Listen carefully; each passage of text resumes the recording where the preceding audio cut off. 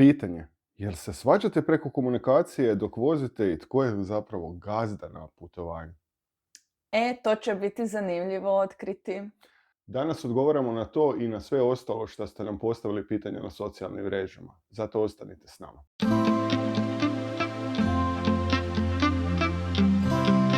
Pa evo nas u pitanjima i odgovorima, pa da ne dužimo previše. Pitanja sam izrezao i stavili smo ih u kacigu, pa ćemo izvlačiti pojedinačno, pa bit će zanimljivo uglavnom. Vidjet ćemo koga će šta dopast. Hoćete vi prvi? Pa ja ću prva da otvorim košaru. Ovako, jedno od pitanja glasi, ovako, dobro, to je sad baš odgovor za tebe.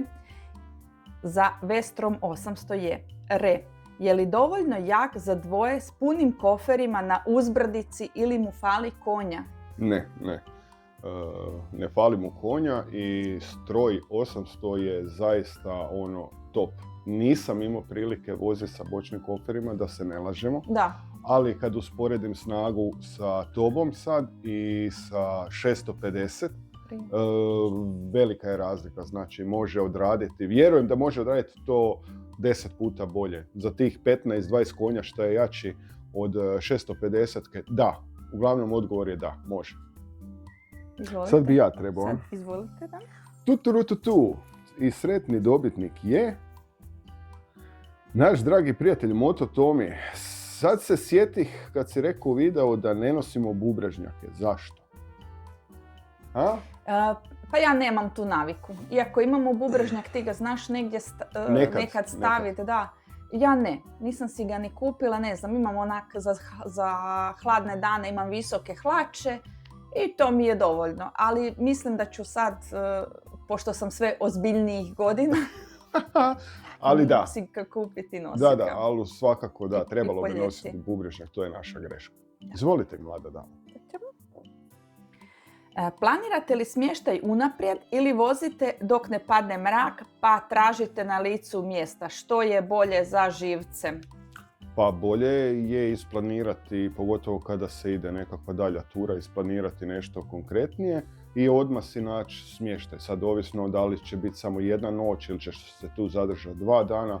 Ne znam, šta ti misliš? Mi sad dok smo putovali, mi kad putujemo po Hrvatskoj i obično je to par dana i nađemo se smještaj 2-3 dana u jednom mjestu, 2-3 dana u drugom. To nam je puno praktičnije jer onda se ne sekiramo toliko oko svega. Moje red je. Okay. I uvijek se čujemo s ljudima i kažemo doći ćemo ili kasnije ili tako nešto. Da, sve ovisi bito da nisi opterećen. Da. I naš dragi prijatelj iz Slovenije kaže, da li postoji šansa da promijenite oba dvoje motore u isto vrijeme?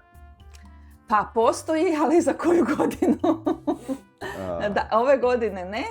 Iduća nam je upitna, imamo ja bi iskreno rekao da, želio bi to. I to bi volio kad bi ostvarili ne u ovoj sezoni, 2026. ali recimo za 2027. da nađemo si strojeve i da zajedno kupimo strojeve. I da baš zajedno krenemo od nule. Da, baš to. Dobro, to nam je cilj, ali ostvariv je, ali treba vremena, pa ćemo vidjeti. Tko zapravo odlučuje o ruti, a tko o pauzi za kravu? Tko je gazda navigacije? Pa Željko, zna se. Željko ima navigaciju, ja nekad idem prva pa me on navigira, nekad ga pratim, a za kavu odlučujemo u putu.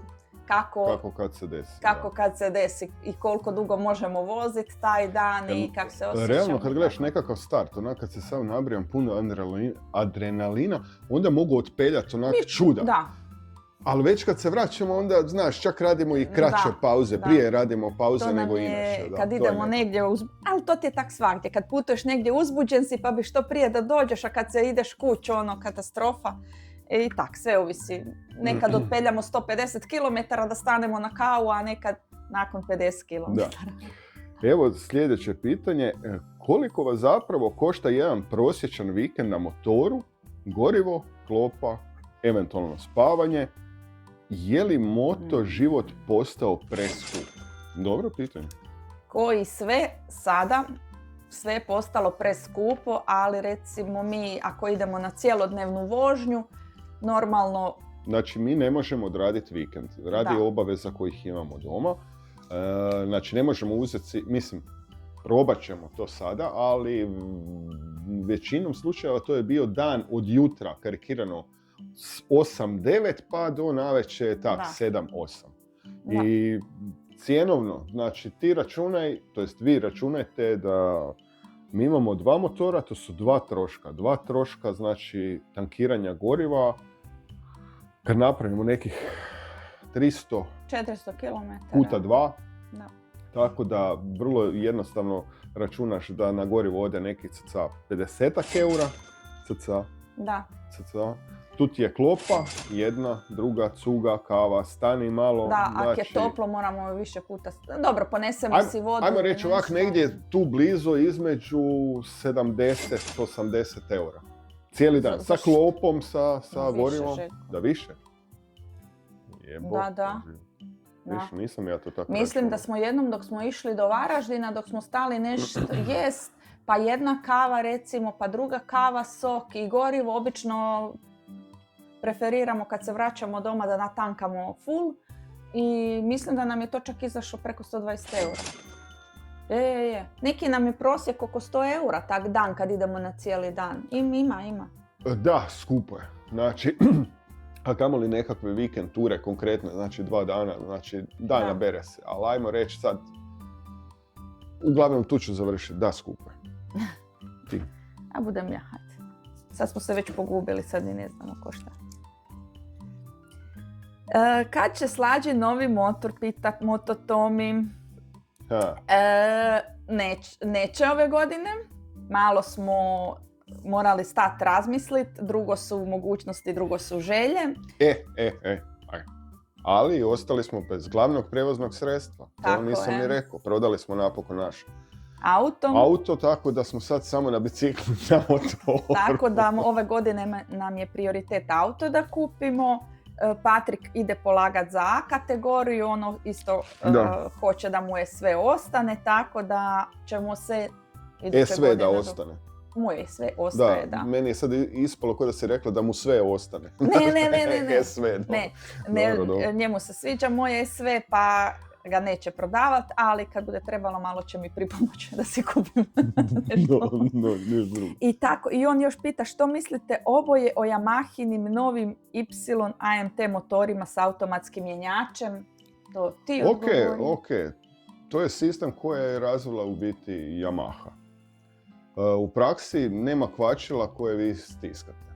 Znači, slično je ko skuter, a u biti nije skuter. Znači, motor mijenja sam brzine ili ih vi mijenjate preko onih gumbića gore. Bitno je razumjeti da nije klasičan CVT mijenjač kao na skuterima. Ovo je zapravo pravi manualni mijenjač, ali bez kvačila. Dakle, dobivate udobnost automatika, ali zapravo zadržavate osjećaj manualnog mjenjača. Idealan kompromis između sporta i komfora. Znači, ajmo reći, možeš manualno ti mijenjati, ali nema ono klasično kvačilo pa da ti digneš gore. Je to slično ko što ima Igor na apici? Da. Gle, vrlo je slično, znači skuter tom prijenosu. Slično. Znači, nemaš kvačila.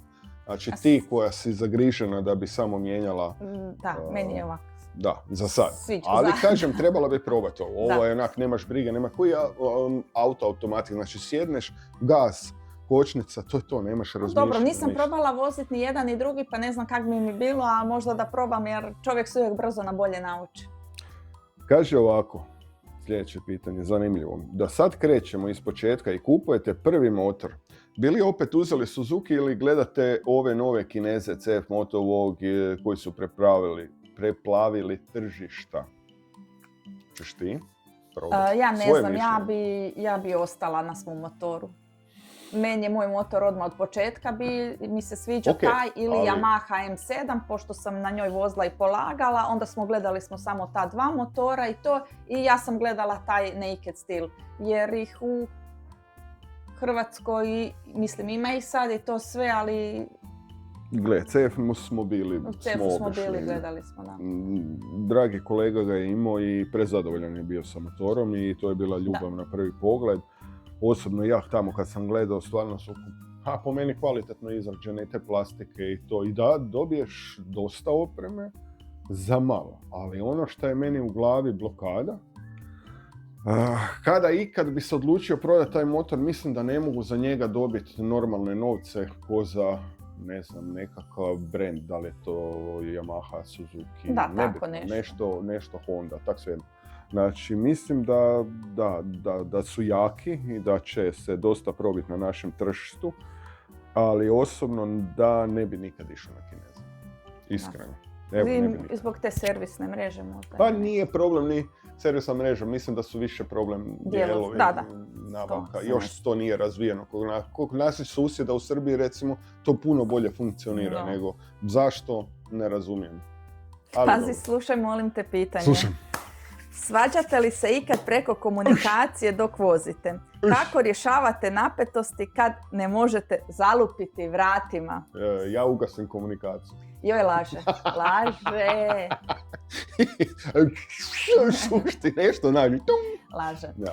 Ako se svađamo, to je obično oko kad ćemo stati, ruta, zašto nismo tu skrenuli, zašto nismo vamo ili tak nešto.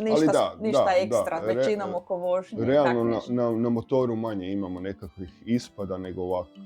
A to sam zato što se ne vozimo zajedno. Ali vidiš da ja više volim dok si ti iza mene. Da mi ne prigovaraš oko vožnje. Ja kad vidim da odmah krenem nešto klapati. Jel imamo još? Čekaj. Mi imamo još koji. Imamo. Pa ko je ovo ovak za paket? Nikad, je motalo. Bože, sveti. Sljedeće pitanje. Ovo je mene mučilo. Mene je bilo malo sramutsko. Mene je bilo. Znači, pitanje je da li je kasno početi motor u 40-im ili čak 50-ima? Što bi savjetovali nekom tko tek sad polaže? Pa mi dok nismo krenuli, nama je bilo tak, mi smo mislili da ćemo biti najstariji. Ja sam mislila, ajme majko, pa ja ću biti tam najstarija, a u biti ne. Nema vas šta biti sram niti ništa. Bitna je volja, sigurnost u sebe i odvažnost. I ja sam onda krenula čitati po grupama, po forumima da u biti ljudi sa 60 godina krenu, sa 56, ovisi kak je koga život usmjerio i krenuo i sad si ljudi žele ispuniti neke svoje snove, želje. Tak smo i mi. Jednostavno mogućnosti su nam se tak posložili i volja i želja da nešto si onako za dušu napravimo. Ti? Pa bilo me malo. Pa dobro, strah, trema, to je sve i kod polaganja i kod svega. Više me sram, iskreno. Bilo zašto? Zato što sam došao tamo sve mlađarija oko mene. Ali takvu si grupu baš valjdimo. Da, ali dečki su bili korektni, baš onak, znaš, nije bilo, gle, normalno da kad sam prvi put sjedneš, pogriješio sam, nisam znao nekakve stvari, nisam znao... Da, mi smo isto skutere smo vozili. Ko kaže da je vrh vrhova, ma laže. Mene nije sram priznat, znači da pogrešim nešto i kad pogrešim ali kažem da mi je bilo svejedno nije. Ko kolega Davor, recimo, kad je rekao kad je došao na polaganje, jebi ga, misli da je inspekcija nekad došla. On je ozbiljan prije i to. Ali meni je recimo drago kad smo mi sa drugim ljudima pričali i sve, da ih je poslije nas se još puno odvažilo ići polagati. Da nisu godine presudne. Da, uglavnom zašto ne? Zašto ne? Nikad nije kasno. Dok se čovjek osjeća tu, mentalno sposoban, nebitno da li je to auto, motor, zašto ne? Da. Samo da. Gospodine, pitanje za vas. Je li skupa oprema, na primjer klim, ruka ili stvarno koliko je bolja od srednje klase ili plaćamo samo ime? Što mislite o svemu tome nakon Verone? Pa osobno u Veroni nisam baš vidio nešto pretežno. Iskreno nisam ni gledao tu skupu robu. Gledao sam šta mi je prihvatljivo cjenovno bilo, pa sam onda gledao koja je marka ili nešto. A sad, da ne bi volio klim, volim. Ali izdvojiti karikirano 1600 eura za neka kao all season komplet. onak, sorry, malo mi je to too much. Vjerujem da i ovi brendovi, znači... Kao loši?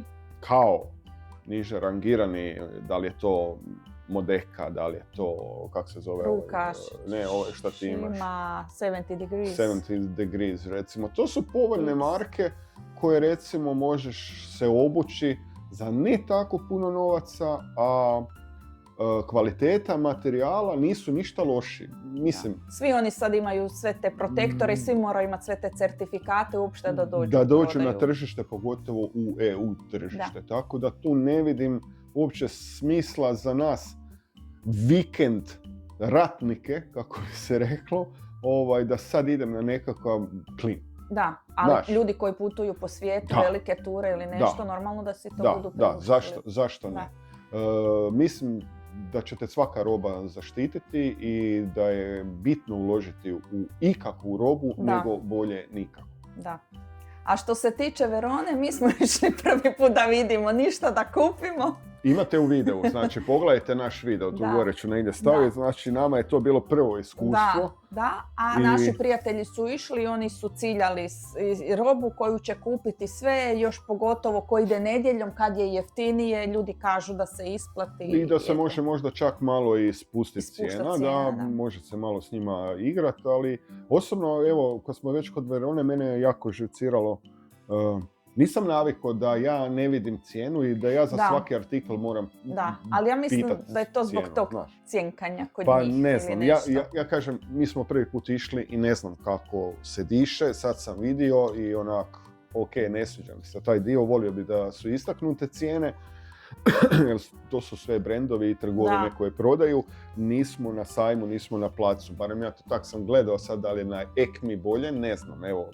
Ma mislim da je sve to taj princip. Ako ko ima kakva iskustva, pa nek nas prosvjetli. Evo, nama je bio prvi put pa smo ostali malo zabezeknuti, kako bi se rekao. Da, glupo mi je stalno vući nekog za rukav i za 10 stvari pitati koliko ovo, koliko ovo. Da, malo je to onak. Bilo je trgovina koje su imale lijepo iskazane cijeve. Ali malo ih je skroz. Malo, recimo tamo gdje su bile ona hrpetina rukavica koje kakve bila je, znači ovaj rukav, onaj rukav, znaš, pa nećeš svaki put čovjeka vika, ok, da ne edučimo, idemo dalje. Slađana, bojiš li se ti ikada na motoru i koji dio vožnje ti je najstresniji, a u kojem najviše uživaš? Evo sad će biti 2 godine kak vozim motor, imala sam samo 2 situacije gdje sam se stvarno uplašila, ali to nije bio nitko kriv nego ja. Samo moja vožnja i moja procjena i tu sam recimo se uplašila 1-2 puta da ću past u zavoju. Ovo ostalo ne i šta je još? Uživam u kojem najviše uživaš, da. Uživam kad idemo kroz prirodu, neku laganiju vožnju, ne volim kad mi se nabija stres i tempo, jednostavno taj dan kak se osjećam vozit ću se, nekad mi odgovara laganija vožnja, a nekad malo i agresivnija, ali to je sve ono kak se osjećam, a ako se osjećam ok, onda sam i sigurna u sebe. Autocesta protiv stare ceste. Kada idete negdje daleko, gazite li auto putem što prije da stignete ili ga izbjegavate? Ovako, moje mišljenje. Znači, autocesta koristim isključivo kada do točke B moram doći. Znači, doći striktno radi u nekakvom određenom vremenu. Primjerice, servis. Ja idem u ovlašteni servis. Ne da mi se sad lutat okolo, jer sam primjerice naručen 10, u 8, 9 recimo. Znači, meni treba 1,5 sata brzom cestom do tamo. Ako idemo okolnim, treba mi i duže. Znači, autocesta isključivo kada moram u određeno vrijeme, rano ujutro stići na nekakvo odredište, onda koristimo autocestu. Ali za odmor i za guštiranje, kad idemo na godišnje i na jednodnevne izlete, uvijek biramo selske ceste ili staru cestu kad idemo prema moru. Volimo i stat negdje, neš pogledat, vidjet gdje šta ima i tak malo resetirati se. Eto, nadam se da smo riješili nekakve dileme. Ako imate kakvih još pitanja, ostavite slobodno u komentarima na Instagramu, na Facebooku, YouTube. Dosta je bilo komentara preko Messengera, pa sam rekao budem to sve stavio sad u video. Te ljude nisam htio imenovati kad nisu htjeli ni ostaviti u komentarima, čisto ono da bude sve regularno. Ili imaš ti što reći našim dragim ljudima? Pa nemam. Ali to bi bilo to onda, uglavnom. Vjerovatno od kad snimaš i sve nisu to sva pitanja, ali evo to su neka onako 10-ak pitanja koja se možda ponavljaju ili tako nešto, pa reko da nešto odgovorimo dok nam se vrijeme malo ne proljepša. Da, evo danas je snijeg.